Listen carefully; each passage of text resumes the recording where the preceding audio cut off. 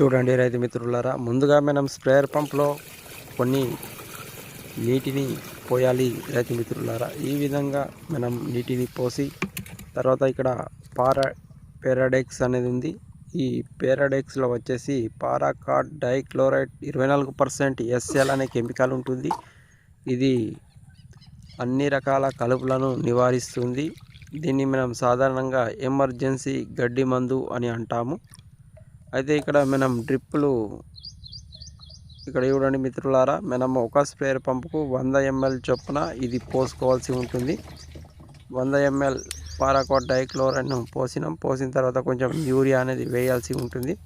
ఇక్కడ చూడండి కొంచెం యూరియా కూడా వేయడం జరుగుతుంది. వేసిన తర్వాత మనము ఈ స్ప్రేయర్ పంపులో నీటిని మనం నింపడం జరుగుతుంది. నీటిని నింపి క్యాప్ను బిగించి మనం డ్రిప్ పైపులు మనం తీసి వేసే ముందు అంటే డ్రిప్ పైపులు ఇగ్గి లాగి మనము ఈ మధ్యలో వేసుకుంటాం కదా, ఆ మధ్యలో అనేది కలుపు అనేది ఉండకుండా మనం ఇప్పుడు ప్రస్తుతం ఈ స్ప్రేయర్ పంప్ ద్వారా ఈ పారాకాట్ డైక్లోరైడ్ అనే గడ్డి మందును స్ప్రే చేయడం జరుగుతుంది.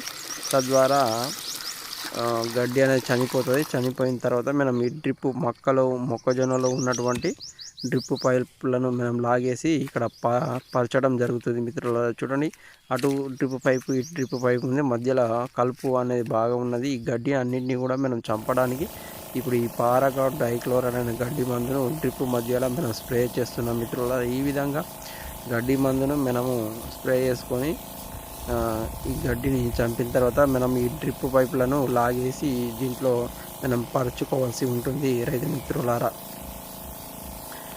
మీరు ఈ విధంగా డ్రిప్ పైపులు లాగే ముందు మనం గడ్డి కలుపును ఉండకుండా చూసుకొని మనం డ్రిప్ పైపులను లాగేసి దాంట్లో వేసుకోవాల్సి ఉంటుంది. ఇక్కడ చూడండి మిత్రులారా, ఏ విధంగా కలుపు అనేది ఉందో ఈ కలుపు అన్నింటినీ కూడా మనం ఇప్పుడు నివారించి మనం డ్రిప్ పైపులను లాగేసుకొని ఇక్కడ పెట్టుకోవడం జరుగుతుంది.